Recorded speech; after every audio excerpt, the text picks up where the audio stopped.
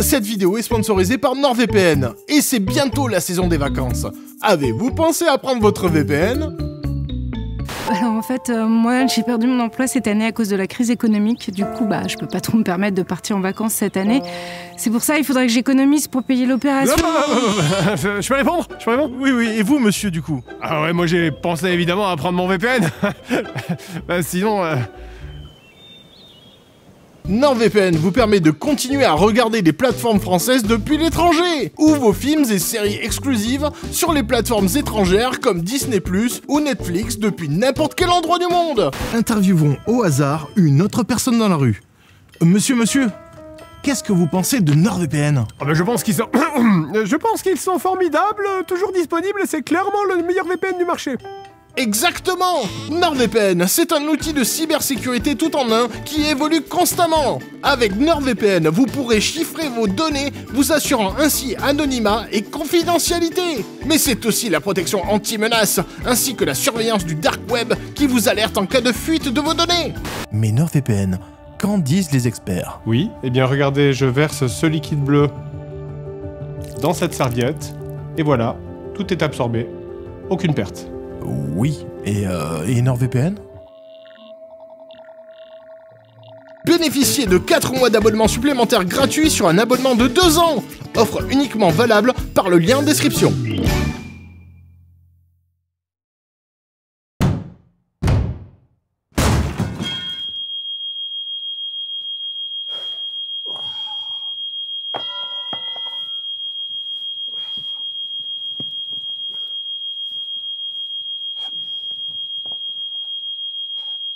Salut tout le monde. Alors aujourd'hui,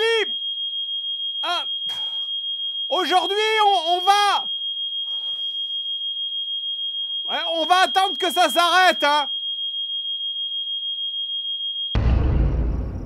Seb, t'arrives bientôt parce que bon, on a un épisode à tourner, on est grave en retard et l'endroit est un peu inquiétant, je trouve.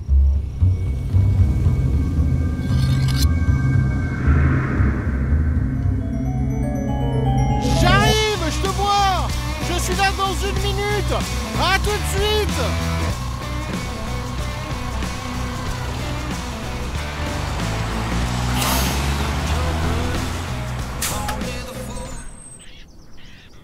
Bon voilà, moi aussi je suis tombé en panne. Mais je suis avec Maurice le dépanneur. Et il va nous emmener. J'ai plus d'essence. Bon c'est pas grave, on va appeler un autre dépanneur. Mon téléphone a plus d'essence.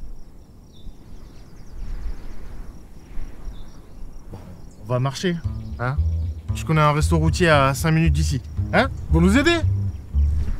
Allez, c'est là. Non.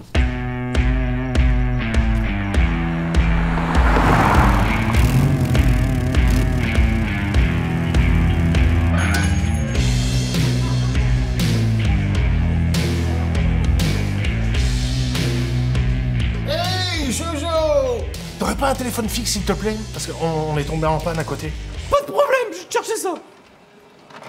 Ça, c'est Jojo. 2J dans le nom, 2G dans le sang. Bon, petit conseil, te fais pas remarquer. Il y a beaucoup de gangs qui écument les routes de Bretagne. Regarde là-bas. C'est des livreurs Uber. Tu crois qu'ils arrivent à survivre avec leur salaire de merde? Bien sûr que non. C'est pour ça qu'il faut arrondir les fins de mois. Donc, trafic d'héros, de cam, de taupe, de cannabis. C'est pour ça que c'est les meilleurs. Et celles-là, là-bas, c'est les picoutaines. On peut les croiser dans toute la Bretagne. Fais gaffe à elles, elles sont super dangereuses. Et les regarde pas dans les yeux. Elles sont complètement beurrées. Et eux là, c'est les litties. Ils sont petits, mais costauds. Il y en a même qui disent qu'ils les ont vus voler. Et là, ça, c'est le mur. Il essaye de faire croire que c'est une plage, mais je peux te dire que quand tu fonces pour te baigner, mais ça fait mal. J'en sais quelque chose. Bref, n'attire pas l'attention et tout se passera bien. T'inquiète pas, j'attire jamais l'attention.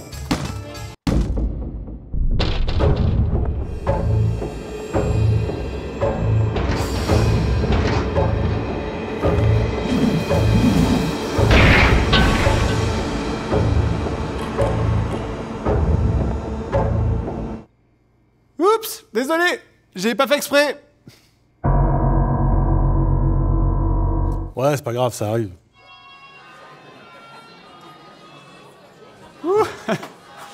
J'ai failli faire une connerie.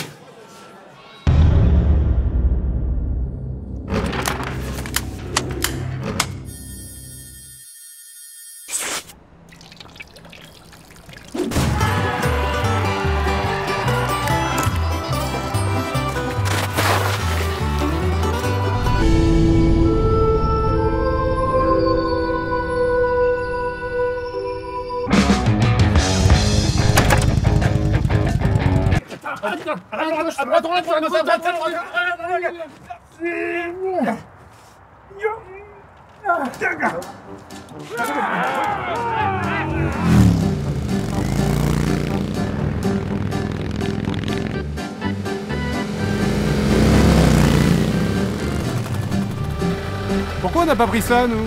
Parce que merde! On est où? Ah! Voilà. Oh. C'est quoi le jeu du jour, alors? Attends, avant qu'on commence, j'ai un petit cadeau pour toi. Ah, voilà. Depuis le temps que tu voulais ça.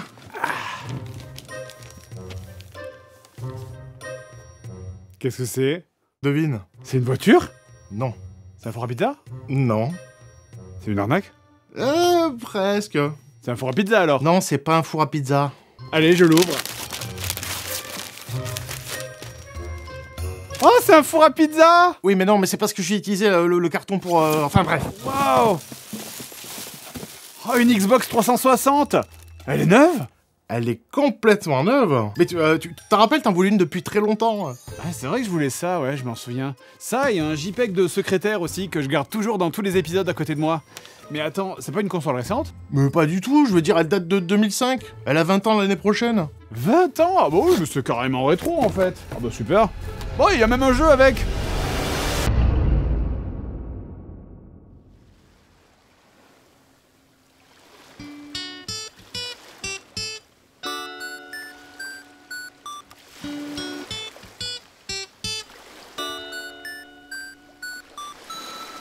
Un, deux, trois, quatre.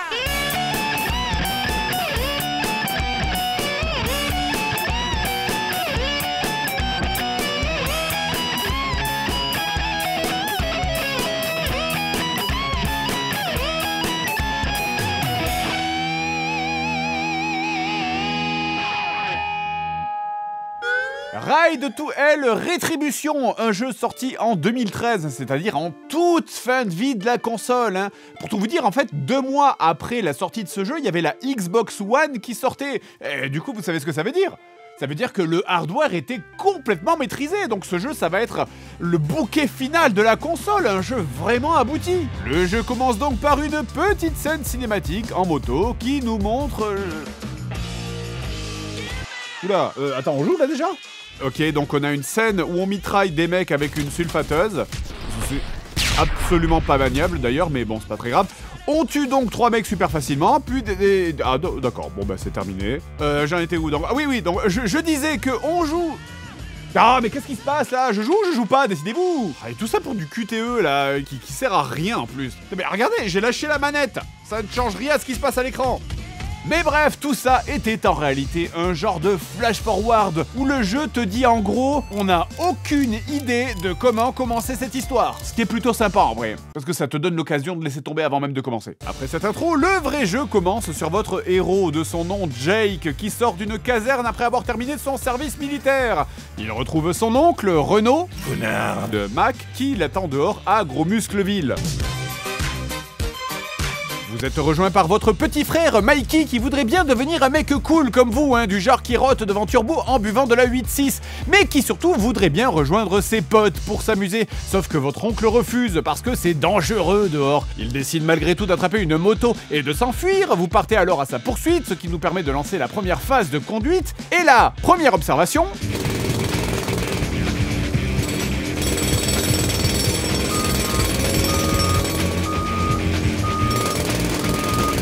Vous vous aussi, vous allez accueillir les JO dans 3 mois. Hein. Non, alors, clairement, ce jeu m'a permis de connaître un nouveau type de post-apo que je ne connaissais pas, c'est l'apocalypse routière, qu'on appelle aussi Paris Intramuros en latin. Il y a des conteneurs au milieu de la route, des tractopelles garés n'importe où, des énormes tuyaux pour évacuer ce qui semble être des millions de litres de merde. Et clairement, tout ça doit être chiant pour les gens qui vivent ici. Genre, pour cette petite voiture. Oui, chérie, oui, je suis en route vers Carrefour. Besoin de rien de spécial. Ah oui, et aussi, on vit clairement dans un univers où personne ne sait conduire.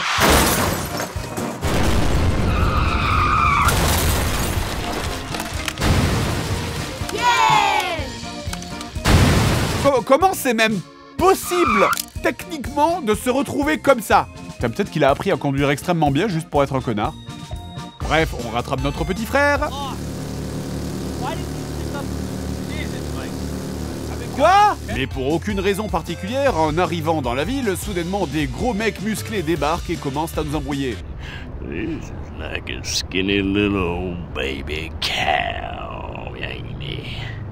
Hein? You ever slice an ear off of a baby cow? They scream and scream. Bref, on décide de tracer la route pour éviter la bagarre, mais un des méchants repère le blouson sur le dos de notre cousin et nous demande de nous arrêter. Je vous demande de vous arrêter. Il s'est passé quoi là? On s'est téléporté? Hé, stop!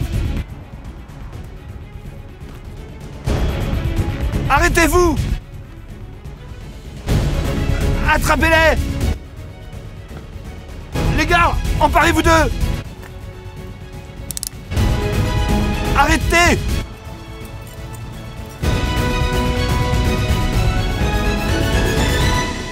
Allez! Bon, bah alors vraiment, le jeu est très mal écrit, mais on reviendra dessus plus tard. Et c'est reparti pour de la moto avec ce coup-ci, une scène de course-poursuite. Alors, je veux pas juger, hein, mais la scène de course-poursuite de Final Fantasy VII, elle est mieux, et c'est même pas le jeu principal. Bon, après, chacun son avis, hein. Mais le mien est mieux. Non mais vraiment, ces séquences, vous ne contrôlez rien. Les ennemis se gluent à vous automatiquement dès qu'ils sont proches, et après t'as juste une touche sur laquelle appuyer. Et si t'appuies pas dessus, on dirait que le jeu ne sait pas comment réagir. Désolé.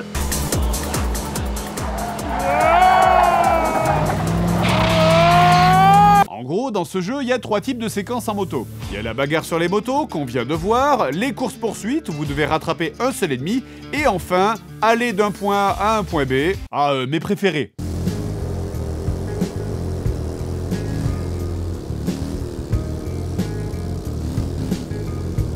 Mais le point commun aux 3 types de passages à moto que je viens de citer, c'est que les motos n'ont même pas l'air de rouler en fait. Il n'y a aucun principe d'adhérence, aucun dérapage, il n'y a même pas de système de roue avant ou de roue arrière. Hein. Votre moto, c'est qu'un cube qui se déplace de gauche à droite. Niveau sensation de conduite, pour vous faire comprendre, on est assez proche de ces jouets qu'on avait quand on était gosse. Et pareil, il n'y a aucun crash aussi, aucune chute, les impacts n'ont aucun effet sur votre personnage. Même si vous prenez un train dans les dents à 180 km/h, la seule conséquence, c'est un fondu au noir. Salut tout le monde! Ah Hélène, c'est toi! Faites au moins des crashs violents ou des cutscenes à la con où tu t'éclates comme une merde, comme ça au moins même quand tu perds c'est un peu satisfaisant. Bref, retour à l'histoire, les ennemis nous attrapent parce que la veste que porte votre frère appartient à un ancien gang rival disparu nommé les Rétributions, auquel on comprend que votre oncle a appartenu dans le passé. Votre frère se fait égorger devant vous, tandis que vous faites un fondu au noir. Ça va commencer à se voir hein, que vous savez pas ce que vous faites. Mais en fait, révélation, tout ça, absolument tout, était un flashback. Et comme je disais avant, le jeu est très mal écrit. En fait, pour vous expliquer, il y a un flashback dans le flashback. Les ennemis vous ont laissé pour mort, mais vous avez survécu. Mais là, moi je vous dis ça parce que nous, on a revu les images plusieurs fois. Mais la première fois qu'on l'a vu, on avait vraiment rien compris. Et ça va revenir plusieurs fois. Le jeu va alterner régulièrement entre les flashbacks et le présent, sauf que votre personnage a exactement la même tête et les mêmes vêtements dans le présent que dans le passé. Attends, donc ça c'était le passé. Ok, donc ça veut dire que ce qu'on a vu au tout début du jeu, c'était le futur donc. Donc le jeu nous a spoilé la fin en fait. Ah oui, et j'ai oublié de dire un truc aussi sur les phases de moto. Il y a aussi un système de boost. Alors quand tu l'utilises en fait, tu vas tellement vite que tu laisses la caméra sur place pendant quelques instants. Je vais même pas perdre 10 secondes pour vous expliquer à quel point c'est vraiment une idée de con. Hein. Ah oui, et aussi parfois il y a des ralentis. Alors je sais pas trop ce qui les déclenche, mais c'est... Mais putain, mais vous savez pas ce que c'est qu'un ralenti en fait? Faire un ralenti, ça veut dire que le monde est ralenti. C'est pas genre la moto qui passe en première. L'ennemi arrive et tac, fondu au noir. T'as compris? Ouais, pas de problème. Ok, on a besoin des noirs sur le plateau. Nous voilà donc arrivés dans l'histoire à Las Vegas, la ville qui ne dort jamais avec tous ces gens dans les rues. Et quelqu'un? On est donc là pour chercher de la dope, afin de retrouver les gens qui ont tué mon frère. J'en profite au passage dans ce niveau pour aider une jeune femme qui se fait emmerder. Voilà, donc ça c'est fait. Et donc...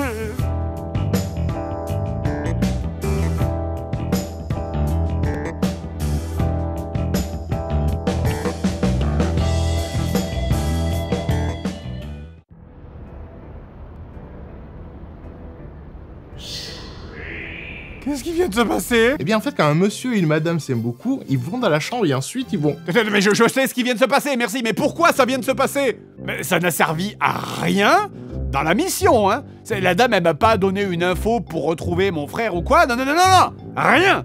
Je viens de me faire siphonner les noirs et le jeu fait comme si rien ne s'était passé, hein. Et tout travail mérite salaire, je sauve pas les gens gratuitement. On croise donc une serveuse noire dans un bar qui nous donne des infos sur l'endroit où trouver le gang ennemi, mais malheureusement on perd la trace du type qu'on poursuivait.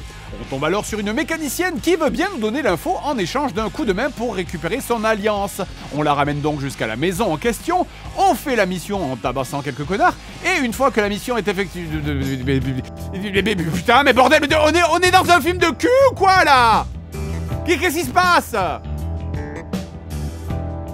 Non mais c'est ça l'idée du jeu? On va arroser le jardin là de toutes les femmes qu'on croise? Excusez-moi, est-ce que vous pourriez sauver mon chat coincé dans l'arbre? Bien sûr madame, y'a pas de problème. Et ça ne s'arrête pas là, parce que des meufs, vous allez en baiser plein dans ce jeu. En fait, chaque personnage féminin que vous croisez est dans 100% des cas une scène de cul potentielle.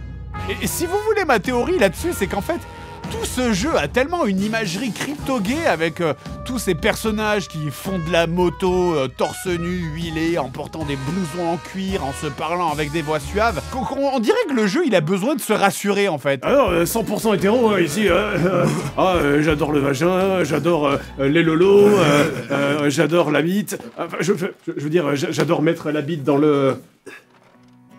utérus. Ah, et ça ne s'arrête jamais, hein. C'est vous sauver la moindre femme dans une rue à côté d'une poubelle. Allez, on remue l'escalope. Non mais vraiment, ce jeu, c'est un champ de mine du sexe, hein. Ça peut exploser à tout... On dirait des blagues, en fait. On dirait qu'il y avait un mec qui se baladait dans les bureaux des scénaristes quand ils étaient pas là et qui s'amusait à rajouter des... Et là, il l'encule. Bref, après ça, encore un flashback, ou pas. J'en sais rien, je vous jure, l'histoire est incompréhensible. Et donc on arrive sur le premier gros passage en TPS du jeu avec cette scène dans l'entrepôt. Un passage très long hein, d'ailleurs, puisque jusque-là toutes les missions ont duré genre 5 minutes maximum, alors que celle-là dure plus de 40 minutes. Et bah c'est pas bien, hein. C'est pas à chier en fait. Disons que c'est... Enfin si, c'est à chier, mais disons que c'est... disons que comparé à un génocide, c'est mieux. Ah, presque. Par contre, comparé à 2 génocides, là, c'est mieux. Pour que vous compreniez ce que je suis en train de vivre, même sans avoir la manette en main, essayez d'imaginer que le feeling de combat, c'est un peu la même chose que GTA Vice City, qui, lui, est sorti en 2002, et qui est mieux. D'ailleurs, on découvre aussi dans ce passage qu'on a un mode Fury qui apparaît un petit peu n'importe quand, avec votre personnage qui, subitement, va faire cette tête. Constipation occasionnelle? Inutile de vous confiner dans vos toilettes. Ah oui, et par contre, il est possible que le jeu ait un léger petit chouï tiny problème d'équilibrage sur certains ennemis, hein.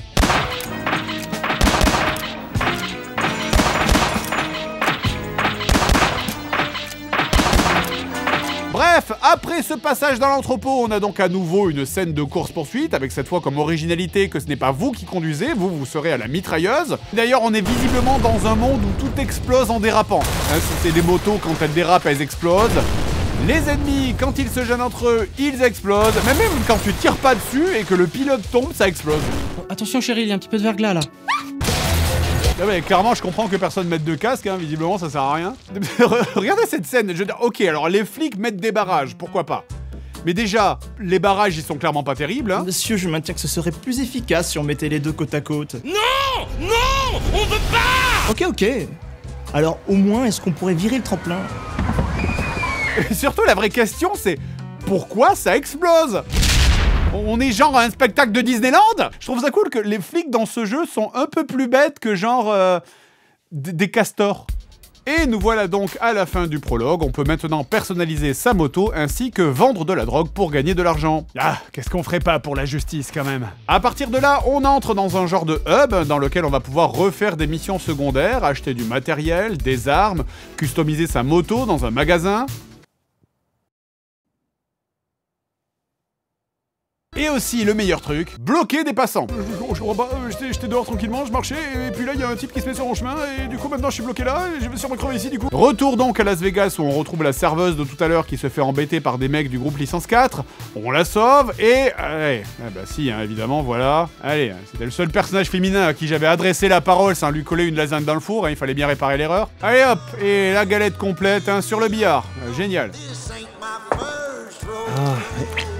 Et je tiens à souligner au passage que le bar était pas fermé, hein. Sinon, à propos de la grenadine que j'ai commandée... Et là, vous vous demandez sûrement si on peut aller plus loin dans la beaufrie.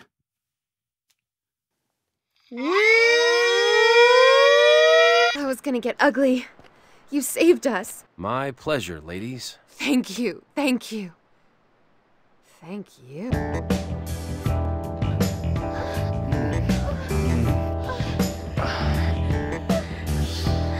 Je sais pas ce qui est le truc le plus honteux du jeu, si c'est ça ou le gameplay. Mission suivante, et là, alors accrochez-vous parce que là ça devient stratosphérique. On est donc toujours à la recherche, hein, pour rappel, du gang qui a tué notre cousin. On les a retrouvés enfermés dans une ferme, mais problème, il y a un grillage électrifié, impossible de rentrer. On se retourne, et là la caméra nous montre un gros camion-citerne. Le jeu nous demande donc d'aller vers le camion-citerne dans la station-service juste à côté. Un autre être humain! Tuez-le! Mettez des dialogues avant les combats. Bref. Donc à ce moment-là, tu te dis, bon bah je vais prendre le camion-citerne et foncer dans la clôture électrique pour passer à travers. Mais non! À la place, on va donc faire une autre course-poursuite dans laquelle on va assassiner des dizaines de flics qui explosent spontanément par simple contact visuel, parce que le seul truc qui n'explose pas dans ce niveau, c'est ton putain de camion-citerne rempli d'essence. On finit en le balançant sur une centrale électrique et en faisant sauter le barrage, en tuant au passage tous les employés qui tentaient de nous empêcher de commettre cet acte terroriste, hein. Tout ça pourquoi ? Pour couper le courant de la clôture électrique de tout à l'heure. Quoi? Y'avait pas genre plus simple? Et alors mon autre idée en fait c'était de remonter dans le temps et de tuer le mec qui a inventé l'électricité. Et on rentre donc dans le complexe des méchants. En ne passant même pas par le grillage mais par le mur en plus. La con de tes vieilles coups! On libère une meuf qui était là, qu'on baise, hein, évidemment, parce qu'il y a clairement rien de plus excitant que de faire la toupie moldave à côté du cadavre de type qu'on vient juste de buter. Et... Ah bah d'ailleurs, il y en a un qui a raté le trou, hein. Et on reprend donc la bagarre juste après. Et du coup, quoi, alors, les ennemis, ils attendaient dehors sans intervenir? Ou alors, si on est allé tellement vite qu'ils ont pas eu le temps d'arriver? C'était les meilleures 5 secondes de ma vie. On fuit une moissonneuse-batteuse, on rentre dans une grange où on trouve le boss, celui-ci s'enfuit, on tire alors sur une bouteille de propane pour... Pourquoi? Non mais vraiment, pourquoi? Ça ne sert à rien.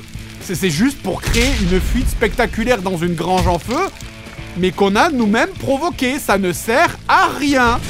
Et, attendez, je précise, hein, parce que là, il y en a qui vont peut-être commencer à douter, mais ça n'est pas un jeu humoristique, hein. C'est juste que votre personnage est un attardé. On s'enfuit dans la plus grande décharge du monde. Alors oui, j'en ai pas parlé, mais les décors n'ont aucun sens. Excusez-moi, les avions de ligne, c'est dans quelle benne? Et nous voilà enfin dans le combat contre le boss. Attention, musique de boss. Musique de boss. Musique de boss? Non.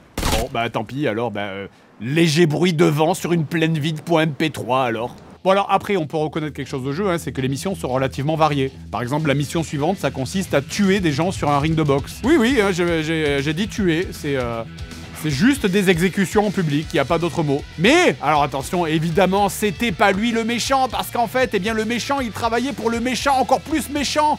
Donc, le méchant encore plus méchant tue le méchant à travers le poteau du ring, ce qui est très fort, vous l'avouerez. Et bref, à ce stade-là, eh bien, vous avez vu tout ce que le jeu a à vous proposer. On alterne en gros tout le long entre baston, phase en TPS et moto, et le jeu prend environ une douzaine d'heures pour tout finir quand vous le faites pour la première fois. Et on voit bien que tout ça est très mauvais. Et le peu qui n'est pas très mauvais n'est clairement pas au niveau d'un jeu de 2013. Hein.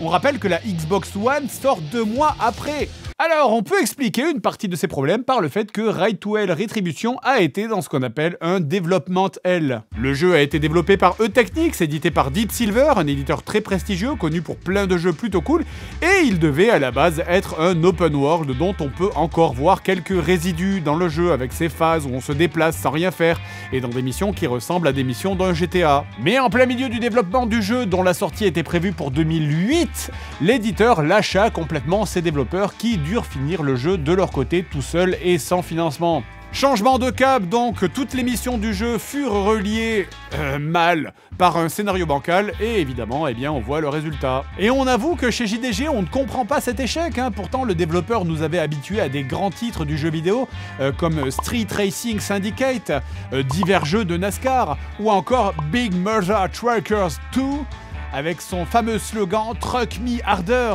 Mais voilà, hein, on ne veut pas faire de généralité, bien sûr, même si là, en l'occurrence, c'est très dur de pas les faire. Et d'ailleurs, anecdote, hein, ce studio avait déjà failli couler une première fois dans les années 90, mais avait été sauvé de la faillite par Infogrames, le fameux French Flair. C'est bon, t'as fini? Fini quoi? Bah, ton test. Parce que là, il est temps de retourner... Sur la moto! Dépêche-toi, ils vont bientôt nous rattraper! Mais les gars, je suis à fond! Je peux pas aller plus vite!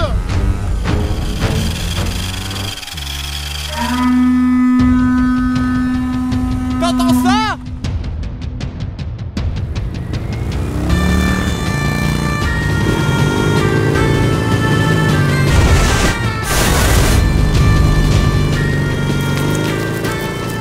Soyez témoins!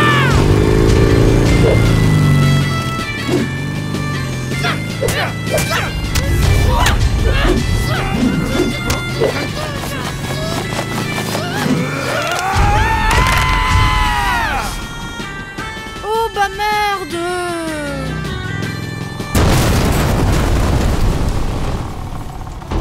Oh merde, droit devant!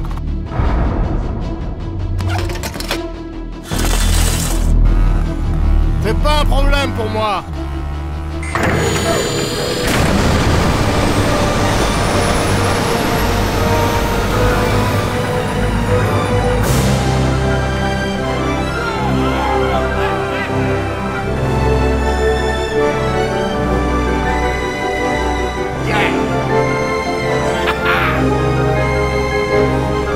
Mais comment tu fais ça? En fait, je suis un ancien membre des Aegis! C'était en 1982! Et attends, mais t'étais pas né en 1982! Oui, justement! C'est parce que... Oh merde, c'est les 80s! Qu'est-ce qu'on fait? T'as un plan? Ouais! Mais on va avoir un problème! Plus d'essence! Mais attends! Je vais tenter un atterrissage en douceur!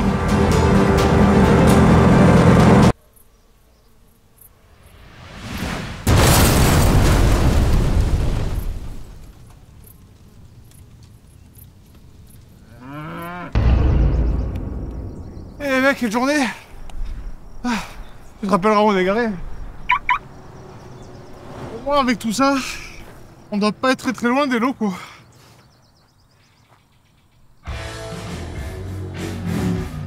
Je crois que c'est foutu. On va être obligé de prendre le bus. Oh non mec, reprends-toi, dis pas ça! Jamais on prendra ce putain de cimentant! Eh les gars, vous voulez que je vous dépose?